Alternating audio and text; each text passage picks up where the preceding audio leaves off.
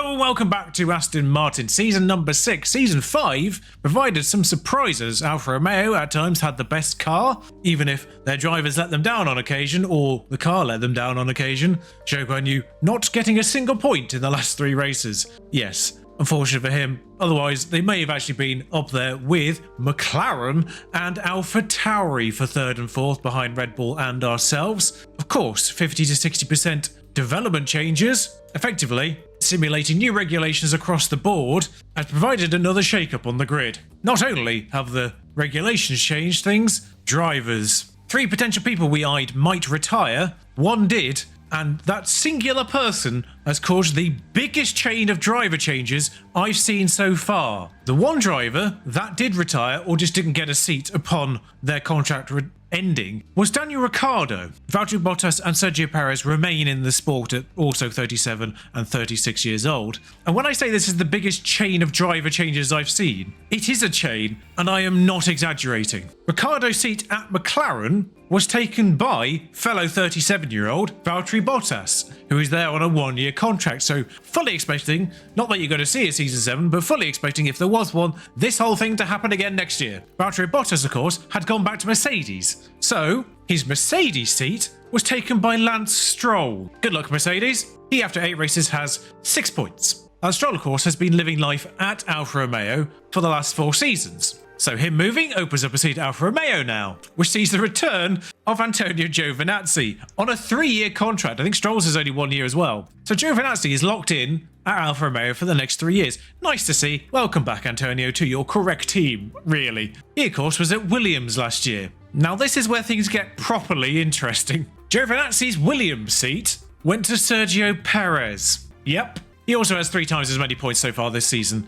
as Lance Stroll does in a Mercedes. But Perez, of course, has spent the last 2 seasons at Ferrari, so now there's an open seat at Ferrari. You keeping up, folks? That Ferrari seat was taken by Pierre Gasly, who was at Mercedes after being dropped by us. This is a little bit weird, but he managed to still get 7th in the Drivers' Championship with the Mercedes, which was at times the worst car on the grid, with this Ferrari. Those 2 constructors really fighting out to be the worst team, just machine-wise, last year. And yet, of course, because of their drivers, they did okay overall. But Pierre, of course, was at Mercedes, which then means the other seat of Mercedes is now open as well. That seat of Mercedes was taken by Alexander Albon, who was at AlphaTauri. The AlphaTauri seat, weirdly, was taken by Logan Sargent, who was at Haas, which felt like the right place for him. So Logan Sargent joins Oscar Piastri, 2 real-world rookies this year, now joining forces at AlphaTauri, which of course was the 4th best team last year. So that's actually an interesting move for Albon to technically go down the order. And the open Haas seat sees the return of Marcus Armstrong, who was ditched by Williams after being a rookie 2 seasons ago,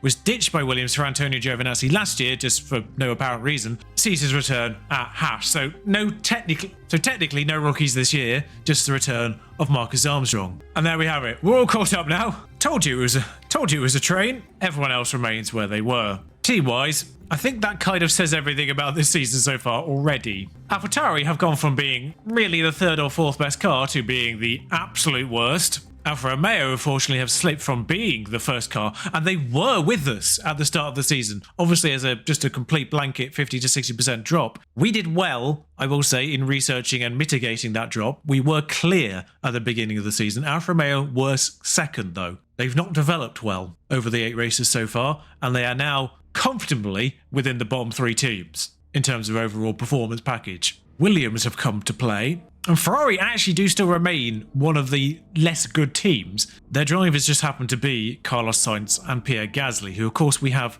developed to have 100 braking, which you're welcome, Ferrari. But Red Bull, very much the biggest contender, and pretty much every single race this season has gone the exact same way. It has been our 2 drivers running away with one of the Red Bulls, never both of them for whatever reason. One of the Red Bulls has come with us every single time until there's pit stops, in which case it's then just our 2 drivers. And typically one of our 2 drivers does something and separates ourselves out a little bit, which is why the drivers looks like this. George Russell got 3rd last race purely because it was his turn to take engine parts. So he started at the back, still got 3rd. In an Azerbaijan Grand Prix with no safety cars. He went from 20th to 3rd without the help of a safety car in Azerbaijan. Yep, George is a monster. 8 races, not off the podium. 6 wins. The other one was just simply because George went walkabout and Mick didn't. Believe it was Miami. A Mario race which did actually have 2 safety cars, which forced Mick to have to rebuild his lead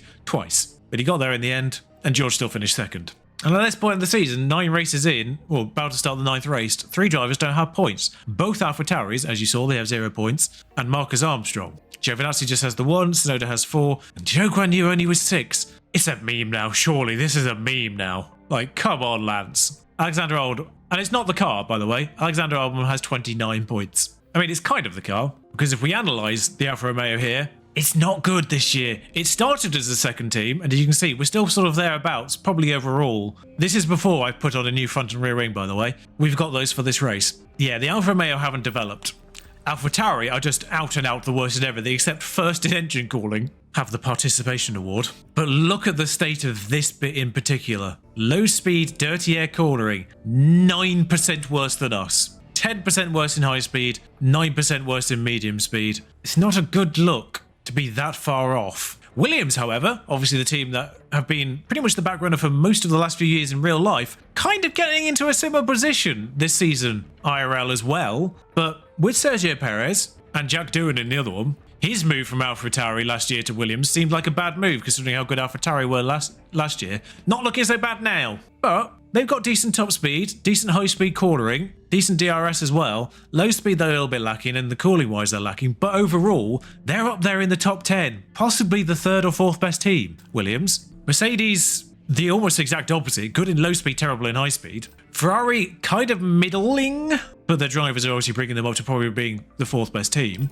Haas, kind of middling, but their drivers obviously not as good as Ferrari. Alpine, again, kind of middling, but better drivers. And then there's McLaren, kind of middling, but decent drivers. However, I did just say we do have new front and rear wings, which we haven't put on yet, which will see our top speed by front wing alone go from 4th to 3rd, which implies there's one singular vehicle that's ahead of us out of a team, but not the other one. We also have a rear wing, which actually does give us a healthy bump in top speed, both regular and DRS wise, even if it doesn't really bring our positioning up, other than low speed cornering and high speed dirty air cornering. Now, really, with those parts on, we are comfortably the best car on the grid. Overall, I will just say development-wise, I have hamstrung myself by limiting the number of engineers I have available to 18 rather than the 20 we had last year. Because what I'm effectively doing is limiting myself to 3 pieces at a time, because you can only use 6 engineers at a time per piece. So basically that's what I'm doing, because last year we had those 2 spare ones at the end, developing a 4th piece. I've kind of put a limit on myself to keep things a little bit more realistic in terms of the speed in which things are developed, especially as now all our facilities are developing into the toppest they could possibly be. Well, there we are, all caught up. Took us a while, but there we go. I will see you for qualifying. So as Q1 races to a close here, I don't think we'll see a shock, but the situation is we put in a lap on dries and then it's rain. So obviously all the AI go out because they're thick. I really hope this is something in the coding for F1 Manager 23 where the AI knows that they're not going to go any faster and doesn't come out. Because otherwise, if it continues with this level of intelligence, we're going to have a bit of an issue again on 23. But I don't think we're going to see any major scalps here because I think only down to Armstrong were the ones that did it on dry. So I think there's enough of people here just trying to outdo each other on intermediates. Gasly looks like he's been knocked out there, along with Stroll, but that's not that surprising. Although Albon was 3rd. Oh, he did it on dries. The fact there's an AlphaTauri through is a surprise. Piastri doing a time on dries is a good thing there. Shake things up. And Haas actually doing a time on dries is a thing that's shaking things up a little bit, because they're the ones typically down here in the bottom, but Doohan close, but Alpine close there. But Charles Leclerc relatively close.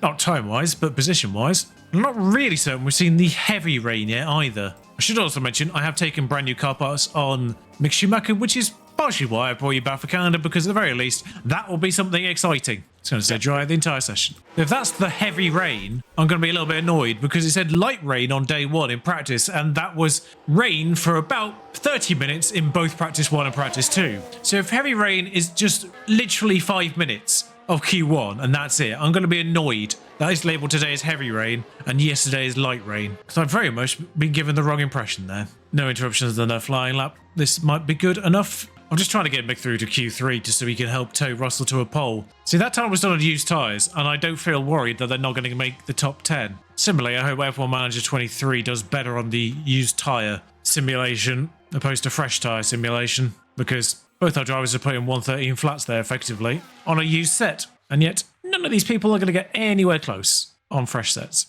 Well, Sainz did. So it's a rare occasion where I'm going to send Mick out ahead of George, but of course people immediately come out in front of it. Why do they do that? Russell still gets the benefit of a toe, and Mick still does a 113 flat anyway. So George is going out on a brand new fresh set again. Mick's going out on the U set he just used in order to help better tow Russell. And Mick should also have a vague tow off the Mercedes, which isn't quite as good. Everyone else might actually have fresh sets because of the rain. They do not, for whatever reason. Norris does, no one else does. Also, that literal brief shower was the only rain of the entire day. Heavy rain, my arse. But I'm bored with George as he follows Mick round Canada. Well, Montreal to be precise, not the entirety of it. And even then, just one island in Montreal. Heading towards what will be a DRS section in the race. Obviously, both drivers get it in qualifying. I'm hoping Mick hasn't caught the slipstream of Albon too hard there, but I'm effectively trying to double slipstream George here by giving Mick a slipstream of his own. Mick himself has managed to go faster on a used set of tyres than he did first time round because of that slipstream, I think.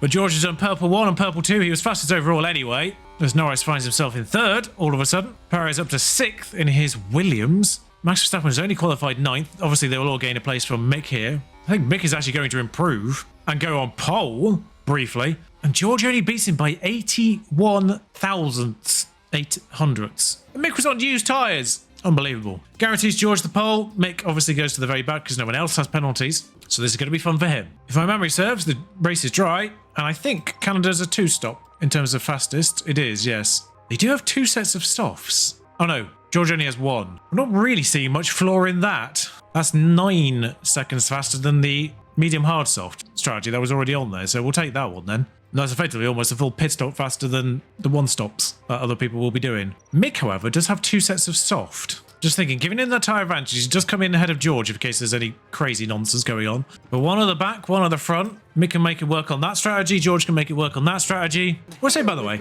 I don't know when it happened, but they got their original helmets back, which is a little bit awkward because of the sponsors. Also, he's technically number 1 this year. Still says Haas on Mick's, but I don't know when it undid their helmets. It's the Canadian Grand Prix.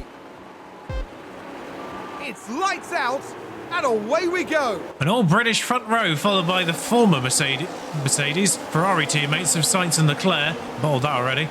But Lando Norris, starting from 2nd, in the virtual world and in the real world. Well, there goes George. Clear off the line. We can pull him back off that now because apparently Mick Schumacher's overtaken Sargent. That's caused the garage to go mental.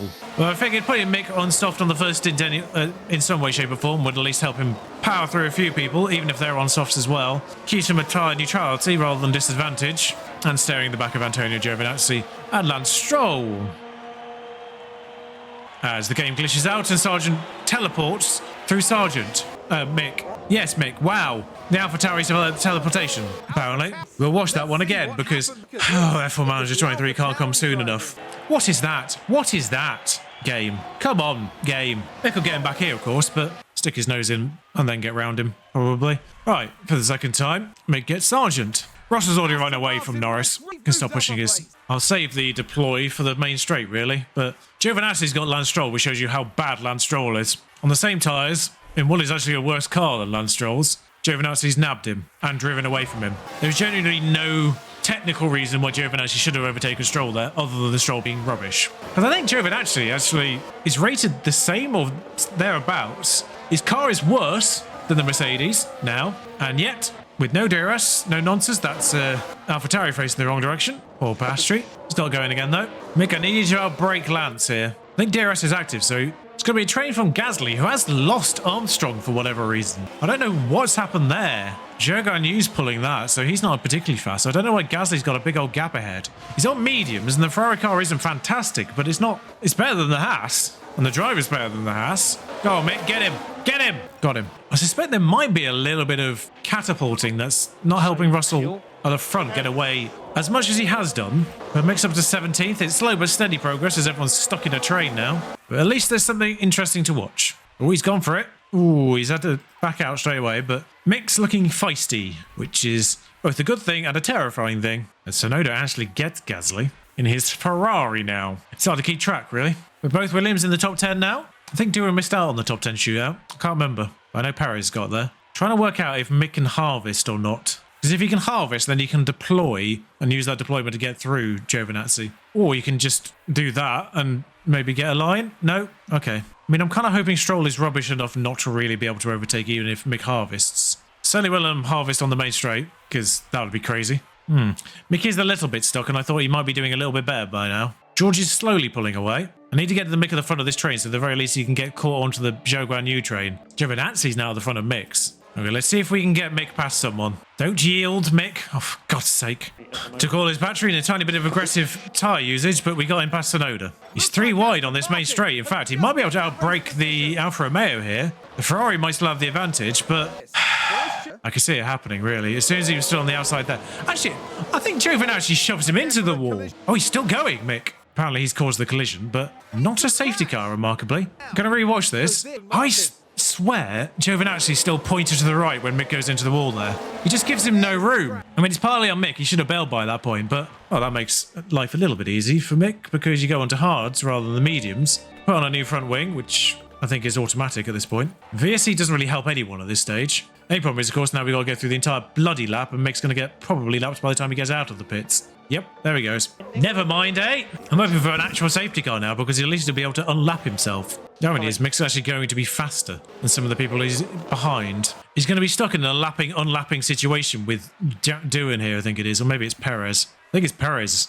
But now he's actually laying everyone through, kind of pointlessly, because he's actually probably faster than them. When this last pit is going to be interesting, but Mick's obviously a full lap down. There's not a lot he can do at this point. Can he actually get to the end on these? If he went light, maybe. But the gap between Verstappen and Doohan might actually save Mick here unless they get close enough off the hairpin. That's when the issue arises, when people slowly get caught up and he has to yield to more people. I think that's Armstrong ahead of him now. It is, because the Zhou Guanyu train got within range to trigger a blue flag, even though Mick's not actually going any slower than them. In fact, now he's probably being held up by them, annoyingly. He's going to have to yield to Gasly soon, I think. Yeah, there he goes. Pointlessly yielding to people he's actually faster than. And because he has to keep yielding, he's not actually gaining anything on 19th. He does keep gaining, but then he has to keep yielding. Now he might be okay, because it's Norris behind who's 4 seconds behind. May have just pit Norris. No, he hasn't. I don't know why he's so far down. Why does it extend Russell's stint as long as possible? I mean, not going to extend it like that. Mick was actually having to go at Gasly there. Point proven, as he now re-yields to Gasly, despite overtaking him. So stupid, but now he's in clean air, I think, Mick. There is someone behind him on the road, but I don't know who it is. I think it's Giovinazzi he's got clear of. And Mick's rolling up to the back of Verstappen, is it? Who still hasn't pit either. Now the operation is just to make sure Mick isn't last. Okay, so now I might as well just pit with George anyway, because Leclerc's 31 seconds behind. I wonder if I could use... I was wondering if I could use George as a tow. If I could really do with a safety car. Can someone crash, please? Stroll, where are you? Oh, good. Oh, God, it's happened. Multiple cars crashed. Not a safety car. Giovinazzi and Armstrong, I think. If it's not worth a safety car, it's not worth a replay.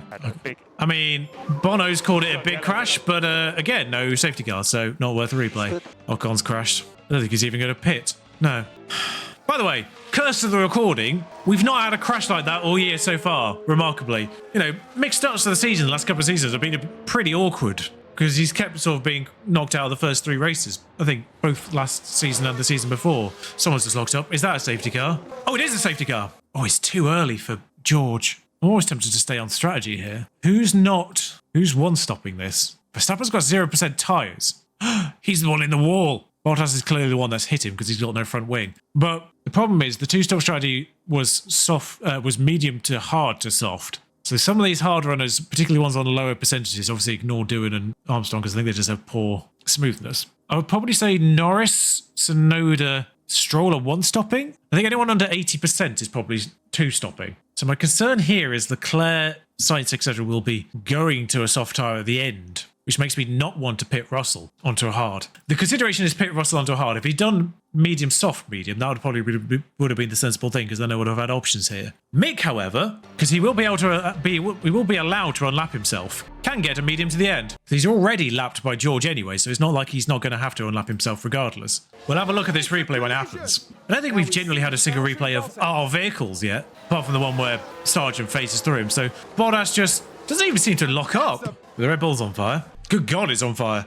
Safety car. If I could change George onto a tyre that would get him to the end, that was competitive. Well, we're seeing it again for some reason. The thing is, I don't think George has picked up the safety car. Oh, he has. Never mind. It's too late to make a decision now anyway. We're intrigued to see if they come in and go onto a medium, because they can do now, because they've had one pit stop. they don't. So I think we're probably fine. I think Mick should still get out of that pit lane ahead of that gaggle of Ocon downwards, I think it is. Oh no, Magnussen downwards, sorry. So he should still be in a prime position to unlap himself on the exit when that... He's not going to have to fight his way through the entire field to unlap himself. The one thing I've got to be careful with here is when he gets the order, I need to make sure he's on full rather than... I need to make sure he's kind of pushing once he gets the order to get unlapped. But he won't get the order to get unlapped until everyone's caught up, I don't think. Which is a bit weird, because there's no way he's catching Piastri at this point. Anyway, I don't know why it takes so long to do the unlapping order. Right, there we are. There's the unlapping order. So I'll actually push his fuel and stick his tyres on standard. So I don't know.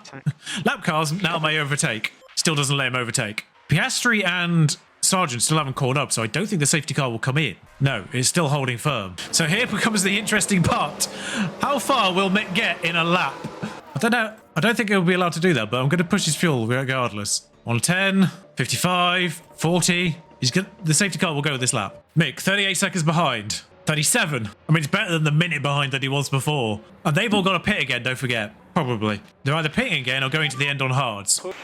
I think the damage to Mick's car otherwise is fairly minor. Alright, so Mick's George is bolted, which I think will see us fine in terms of tyre wear. It's probably quite close to the pit stop, which is a bit annoying. In fact, actually, I might leave him on aggressive until he actually needs to pit. So Mick's listed as only being 3 seconds behind now, so I'm going to take him off pushing his tyres. Mick actually did get all the way back up, pretty much. And now he's within range of Oscar Piastri again. Welcome back to the race! On a medium tyre, with pretty much everyone except for Giovinazzi, I think, is on a... Oh, Bottas did, of course, because he crashed. But everyone else has to pit, probably, or go to the end on a hard tyre. So there is Mick getting one... No, don't do it again, Mick. Good God, that terrified me. We have another highlight involving our vehicle. So this is basically the same thing that happened, except he actually doesn't go into the wall this time. I love you, Mick, but good God, that was annoying. George is 4 seconds up the road already. Oh, he's deploying. I didn't realise that. I need him to get a healthy enough lead that pitting him won't put him into problems. How have you failed there, Mick? You get double DRS, so you'll have another go into turn 1. Oh, there we are. It's got him that time. All right, so that's the dead rubber AlphaTauri's out of the way. All right, to leader, George still comes out of the back. I think we just bring him down to pushing normally at this point. Tell Mick to harvest for the time being, I think. Has there been an incident? There's been an incident. I can see Perez as 0.0. Oh, that's just because he's in a train. But Gasly's had a moment. Ooh, I think he's hit the wall of champions. It's just a yellow flag, and it's going to put him at the back. But Mick just got... Oh, no, he's telling me it's Gasly. Stop and charge. All right, so Mick can deploy now. Try and get through a couple more drivers. Strolls down. All right, to leader. I'm kind of now just effectively waiting for those people that were on a 2-star strategy to pit again. Because I kind of want I just want less traffic. Well, George looked up, but I don't think it's really cost him much. It's going to be interesting when people... Oh, Magnussen's just gone. Anyone else in the train behind going? No. I kind of have to pit George now. There's not really a lot more I can do about this. I'll send him on attack for a lap. I'm hoping that was a fuel warning for Mick there, and he's not crashed again. It was, I think. He'll gain that tiny bit back, and I can just give him that bit back anyway, so... I'm hoping some other people pit now. Go on, Mick. Get him. Get him, Mick. That's it. Just don't make any attempt whatsoever. I know you've all got DRS on each other, because that's a problem. I was hoping a few more people might pit there. Oh, he's not done too badly, has George? Or is that Gasly who's been lapped? Just to be confusing and annoying. Gonna trap poor... George got trapped there, actually. And Norris... was a problem. Ooh, looks like Mick's got Giovinazzi. Didn't see that one happen, but he's on Sonoda now. And he's got him too. There was somebody on softs. Is it Bottas that was on softs? Because of his crash? Yes, it was. We watched that one because I didn't see Giovinazzi. I didn't get the message for Giovinazzi either. But as a recovery drive now for Mick, he's not doing too half bad, is he? 60%, 66% tyres left. How many laps have we got? Are we in the 50s now? 58. It's going to be a little bit tighter than I would like, but it will get to the end. All right, so he's got Norris. That seemed to be relatively simple. Doohan should be straightforward here as well. He's got him even before DRS. Who's got the DRS on the outside? Doohan. Gone by the checkpoint, annoyingly. Because some people are obviously pitting now. So Mick's up to 11th. Ross's just said goodbye to Jack Doohan. I'm actually going to get him to harvest, just in case he needs a bit of that before the end. Mick could actually use Bottas here, although he's going for him. I was going to make him harvest behind Bottas, but never mind. Mick's into the points, which is helpful because Verstappen doesn't have any. Don't forget, he still started this race last, so obviously coming back from last for a second time, just extra unnecessary, a little bit of extra unnecessary is what I was trying to say. I got distracted by the low fuel message again, which still haven't recovered somehow. It's been a crash, not a problem. It's a VSC. VSCs don't actually work properly in this game. From what I've observed, at least, VSCs don't actually get you the quicker pit stop the cars don't slow down enough. They all slow down to the same speed, but they don't slow down enough. So I think Mick, even with the VSC, would still come out last. He still spends 22 seconds in the pit lane. No one's taking advantage of it. I think Mick on mediums, this will actually just help him with his tyre wear and get to the end on the mediums. Bottas has taken advantage of it because he was on old softs. Oh, he maybe wouldn't have come out last because Bottas didn't come out last. Saved a bit of fuel though.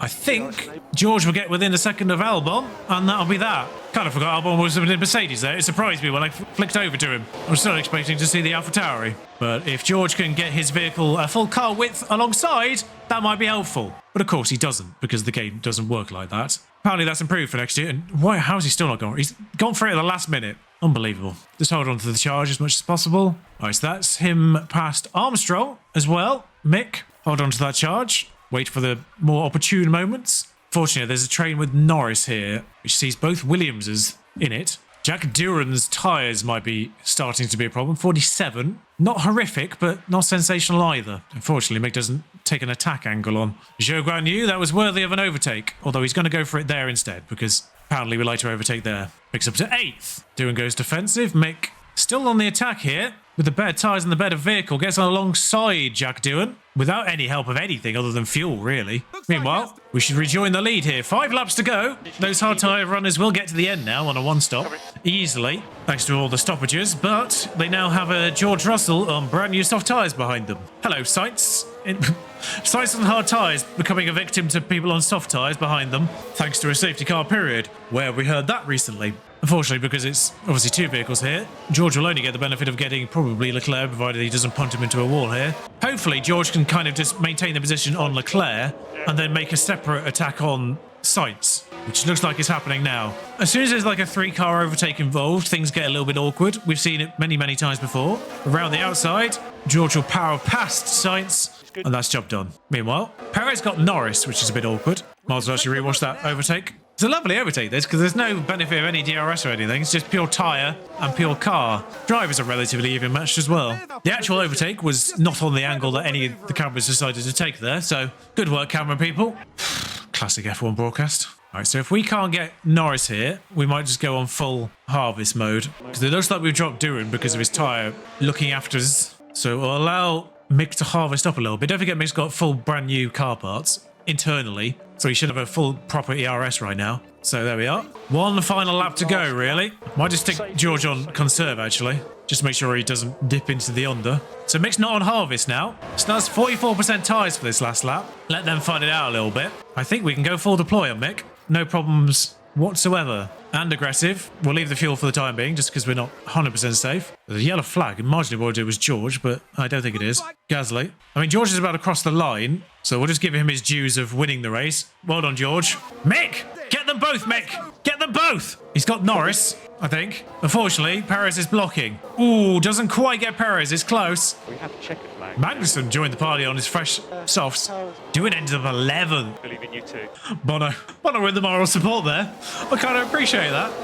20th to 6th. Well, 20th to 16th to a lap down to 6th again. Not bad from making the end.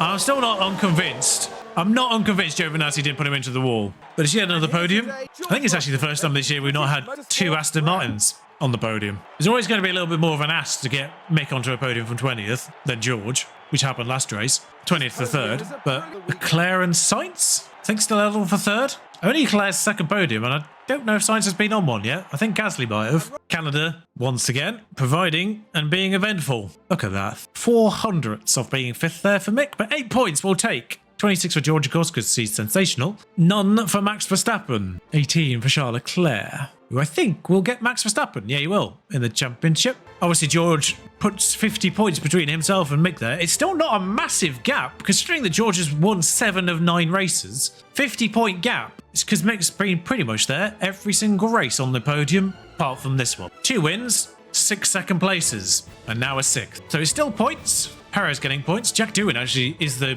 leader in that team right now, points-wise, but 10 points for Sergio there. 12 for Albon gives Mercedes a decent haul. Lance Stroll gets overtaken by yet another driver in the championship, as Zhou Guanyu in that now fairly rubbish Alfa Romeo gets 2 points. Mercedes actually claimed McLaren for 6th, such as this constructors right now. George for winning gets 400 points. Make it make sense, please. And Mick from going 20th to 6th only gets an impressive performance. Just get a development point though, which of course we will actually put in reactions this time just to try and build up the rest of his pace roster. Yeah, I took it to 98 and then decided, let's not make it 100, let's not make it look that absurd. But with this being the last season we're going to do on F1 Manager 22, we will bring you back for the absolute last race, Abu Dhabi, where weirdly Oscar Piastri has the lap record. Shows you the drop-off of AlphaTauri, doesn't it? From last year to this year. But you can see there, the constructors looks like a done deal already, and the drivers. I mean, if George has a moment or two and has a non-finish where Mick does, I suspect pretty much every other race he'll be gaining those 8 points from being first v second. But